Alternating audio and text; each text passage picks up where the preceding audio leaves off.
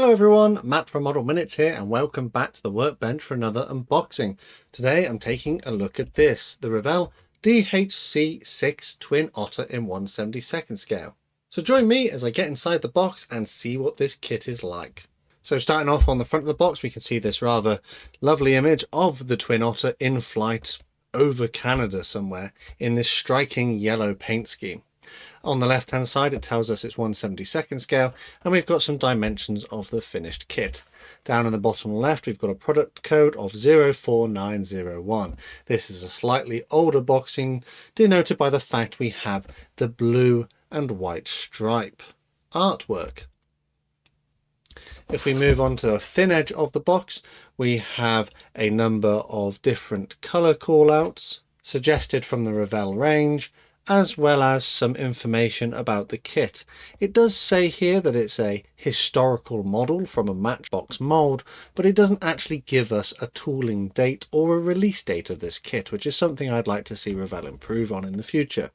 It does say that it has structured surfaces, a cockpit and instrument panel, and a choice of 2 different nose cones. So there are further features here which are advertised as bonuses on the kit, but it is probably worth remembering that a lot of these features are kind of standard. However, something that I do quite like is that it does come with landing gear, skids or flotation gear.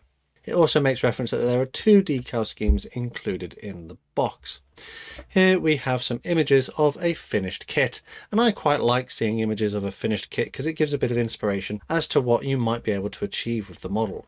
Flipping over to the other thin edge, we have some information about the actual Twin Otter in various languages, and then a few other bits and pieces. But as I mentioned in my little video where I discussed Revell kits, some of this information is a little bit hard to sift through. We do have a copyright down here of 2014, which is potentially when this kit is dated from, but I don't remember buying my kit as early as that. I think I may have bought this around 2019 or 2020, that sort of time period. On the back you can see that we have some images of other kits which are available in the Revell range and an explanation as to the skill level. I know the skill level doesn't really mean a great deal. This kit indicates that it is a skill level 3, but as you can see a skill level 3 is just a kit that has up to 100 parts, so it doesn't really mean anything. And as mentioned in other videos, I don't really think the Revell skill level is particularly anything to take notice of. So this box, you might be able to hear, is much too big for whatever's inside, which is a shame. I know that Revell are using standard box sizes, but if we try and have a look inside the box, you can see that things just don't fit. It's not ideal. This unfortunately does result in damage. I don't think there is any damage, but it's something that could occur. So if you overlay it on the top of the box there, you can see how much empty space is actually in the box and could result in being damaged over time. So we'll put that to one side and have a look at our transfers. So, not transfers, instructions. Instructions first, then transfers. So the instruction booklet is printed in black and white to this familiar format that many of us will know from Revell. I'm not a fan of black and white instructions.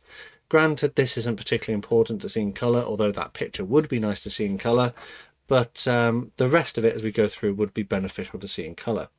We have some generic information about the assembly, as well as a key to the different symbols that we may experience. And when we turn over, we are met with the very frustrating paint scheme system that Revell decides to use. In particular, the fact that every Revell paint that they decide to use already has its own number, and then they reassign it with a different letter, which means that I will end up going back through and writing everything in anyway. I know why they do this. It's because they don't have a colour that matches everything perfectly, and they mix things into a ratio. But why not just tell me the ratio of the paint on the page at the relevant time? However, something that is nice to see in this one is a sprue map, which helps to indicate where everything is, but I imagine it may have a sprue map because the parts themselves are not numbered, which means we may have to do a bit of hunting for them, but hopefully it's not too complicated. So now at this point you can see that we do have different versions of the kit, which I believe is making reference to the different step number. If you want it to have wheels, you do step 32. If you want it to have float, you do step 33. So we'll cross that bridge when we get to it. We are going to start off, however, by assembling our cockpit details, and you can see we have got our colour callouts here. Our internal glass parts go inside of the fuselage halves, and then if you're doing version D, which is the float plane, you do need to open up some holes so that it can indeed take those floats. The only thing I'd say about these instructions is that perhaps this could have been an A4 booklet rather than an A5 one, because everything seems awfully small and as a result a bit cluttered. Not too bad for someone with good eyesight, but for someone who struggles to see things, this may be a little bit difficult to follow. Moving on down, we assemble our fuselage by sandwiching our rear bulkhead, our cockpit and the cockpit canopy glass. It is worth noting that there is no other internal details such as seating, which I'm sure was a design choice because the windows are so small you probably wouldn't be able to see anything anyway. Depending on the variant that you've chosen, and you can see them up here, version B has a longer nose and the other versions have a sort of more short and stubby nose, you must install it here. But they do reference that you need to install 20 grams of weight in the nose so that the aircraft doesn't sit on its tail when completed. Moving on to the next steps, it's time to assemble our wing halves, add various parts to the top of the wing as well as the engine nacelles, and then we can assemble our propeller components. And if we do this correctly, we should have a propeller that rotates freely, but I probably won't worry too much about that and may just glue it in right at the end of the build, as I may find it easier to paint everything before doing the propellers. There are some components that go on the side of the nacelles, probably engine exhausts, and then once that's done, those wing components can be glued in. There are some other small components which need to be glued in. They look a bit like wing fences. Landing gear, we do get a question mark here. I think it's probably saying that you don't need to necessarily glue the wheels in because they should freely rotate, but that's a bit of play value that I don't really care about. The wheels, however, do need to be glued together before they can be added onto their relevant landing legs, if that's the version that you're doing. Tail surfaces need to be glued in, and there are some smaller little probes and things which also need to be glued into place in the relevant position. And then we come on to the landing gear itself. So as mentioned, we can install our landing gear with wheels, and the relevant parts are included for that. There are extra parts to include skids, if that's what you want to do as well, or alternatively get rid of those parts and instead replace it with floats so that this aircraft can land on water. There are some extra parts for the tail surface that needs to be glued on, and then we return back to gluing in our floats. So it's a bit backwards and forwards depending on what you're doing here. Version D is the one with these extra little tail planes, whereas the other versions don't. So I probably would have laid this out a little bit differently because it seems a bit backwards and forwards. I probably would have done all of this first, then done those, but that's the decision they've decided to go with. And that's it, aircraft should be built. So now we come to the fact that the entire painting instructions are all in black and white, which is very frustrating because it's hard to tell sometimes what the different shade of grey represents, and you do have to take a bit of time to go through and actually kind of pick out what it is. But the first one we have here is a Twin Otter of the Canadian Armed Forces from May 1983. It's painted primarily in yellow. It will have other colours such as orange and black also, or maybe a sort of fiery red colour, which is the more interesting paint scheme, which I think catches the eye. Alternatively, you could go for the civilian version, which is in a West Coast Air paint scheme, which I believe is painted in white and what's H? Let's have a look. Very frustrating because it's not quick reference. White is E and H is a bit of a mix. It's a bluey kind of colour, so a blue and white kind of colour. Potentially a little bit more visually interesting given the fact that it has those massive floats, but I may lean towards doing the Canadian version, but that remains to be seen. And that is pretty much that. Not a fan of the instructions, but usable. We also have a little safety advice sheet, which is pretty standard in these kind of boxings, so we'll just move on. We do have, however, a set of transfers, and I'm not entirely sure who's printed these. These don't look like Cartograph. They are printed in Italy, but they are not to the same standard that Cartograph transfers are. I know Revell have used Cartograph, but this may be sort of pre cartograph. They don't look terrible. Printing is generally quite nice, but they are a little bit thicker. The transfer film seems a little bit thicker and a little bit opaque, which may present challenges, but hopefully not. We do have some seat belts, which is pretty cool. And then we have the various other transfers here, which are all quite nice to look at. I do quite like the fact that they've included these stripes as transfers, which will make it easier than having to paint, I would like to think. But yeah, the printing is pretty good and the registration is all right as well. So hopefully we shouldn't have any issues with these transfers. Now we can move on to the plastic parts, and that comes contained in a plastic bag all together. It's nice that it comes in a plastic bag because it keeps everything together, but you can see that the clear parts are just loose, which could result in scratches. So we will look at the clear parts first, and the clear parts have, as I guessed it, got some scratches on them. So I don't know if it'll quite pick up on the camera, but this top one here does have some scratches across of it. If we get the light just right, you might be able to see it there. You sort of see some scratches across it, which is a bit of a shame. Some of the others do feature similar sort of issues, but generally the plastic parts here are okay. There is a bit of flash. They don't feel overly greasy. Acceptable, I'd say. They seem to be okay. Then for the sprues, we have 1, 2, 3. So they're 3, I want to say grey, but they do have an ever so slight olive tinge to them. It may not quite pick up in the camera, but they do have an ever so slight orange, not orange, sort of greeny olive tinge to them, compared to the grey that we normally see, which isn't going to be a massive issue. It's just slightly different. The plastic itself feels a little bit hard. In fact, it's very hard. There's no flex. Other than in the large parts, there's not a great deal of flex in that. So it's quite a hard plastic. I imagine it would be quite brittle. If I were to really try and bend it, I imagine it would snap. So let's move that one over there. On this sprue here, we have our floats, which feature some recessed details in places along the sides. We also have supports, these parts for the wings, wheels with some reasonable detail on there.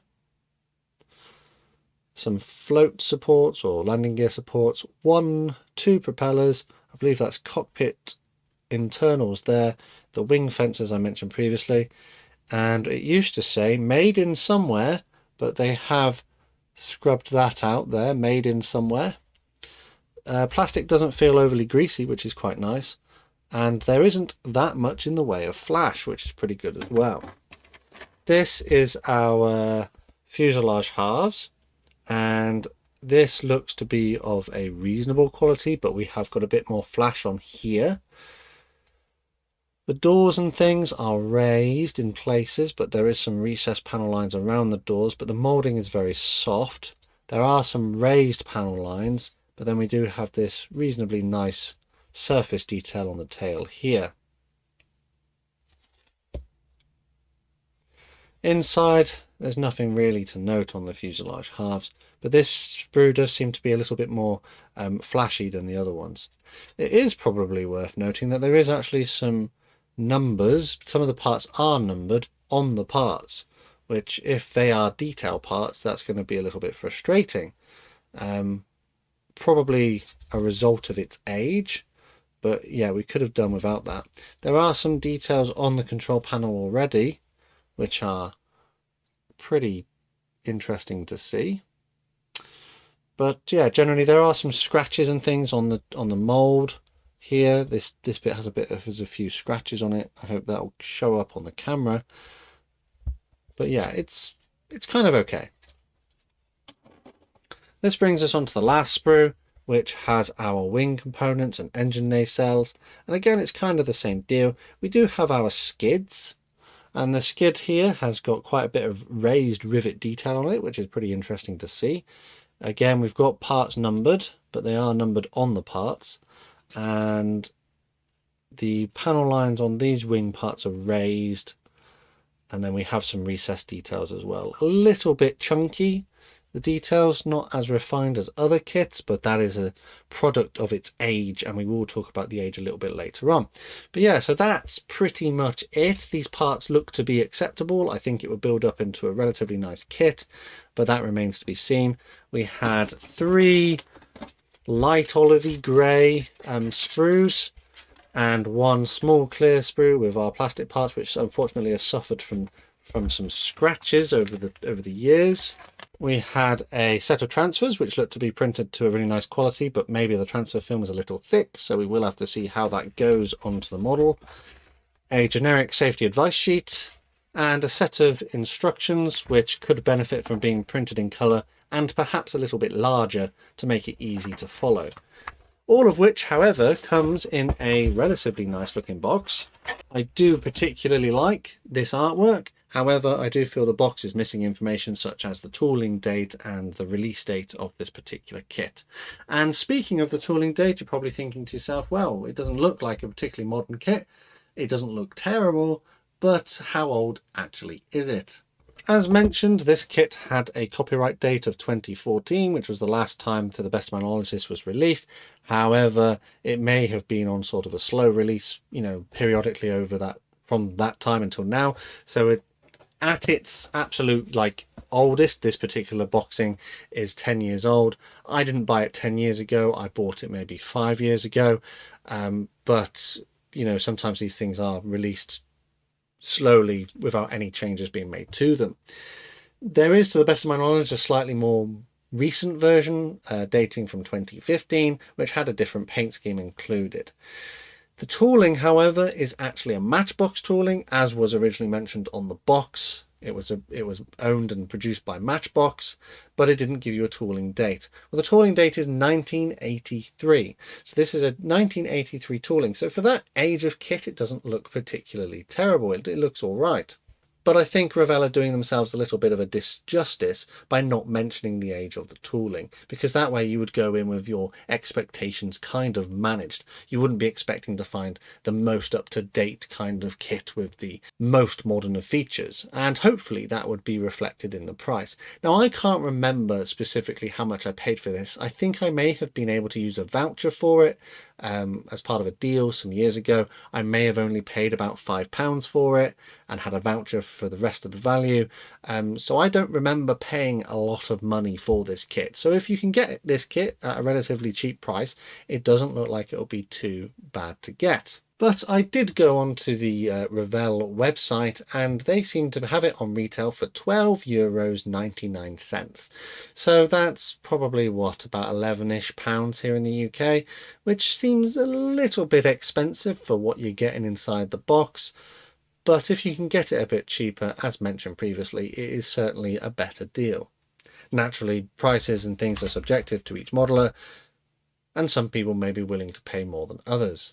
Personally though, seeing as I got this cheaper, I think that was a better deal, given some of the issues that I've explored with this particular kit. I think I may lean towards doing it in the yellow version. However, yellow is a bit of a difficult colour to do in my experience, and it does have some other areas on the paint scheme which make it a little bit more complicated, which is something I'm going to have to look into if I do come around to building this one. Unfortunately, that slightly complicated paint scheme with the various elements that need to be masked is part of the reason why I have not built it yet. It had been put off a little bit. But hopefully now that I've got a bit more experience, I might be able to tackle this one. Anyway though, I think it's probably time to wrap this one up. This is a slightly older kit in the Revell range, which could benefit from a retool and may not necessarily be worth the price that they're retailing it for on the website at the moment. However, if you can find it cheap enough, probably might be worth having a go at if you're interested in this kind of thing. As always, a quick shout out to my Model Club members for the extra support they give the channel. A massive thanks to these guys on screen. If you'd like to join them, take a look at the links in the description to find out more information. Alternatively, there are other ways to help support the channel, and again, full information is underneath the video. The best way to support this channel for free though is by subscribing with notifications turned on so you never miss a modelling upload. Finally though, the last thing to say is a massive thank you to you for watching this one, and I'll see you on the workbench again next time.